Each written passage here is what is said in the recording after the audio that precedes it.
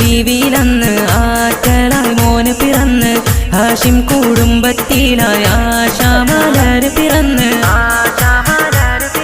സത്യമതത്തിൻ മുത്തൊളി നൂറ് പിറന്നത് അജബല്ലേ പാരിൻ റഹ്മത്തായില്ലേ മക്ക പതിയിലണഞ്ഞില്ലേ ആമീന ആമീന ബീവിയിലന്ന് ആറ്റലായി മോന് പിറന്ന് ഹാഷിം കുടുംബത്തിലായി ആശാമലര് പിറന്ന്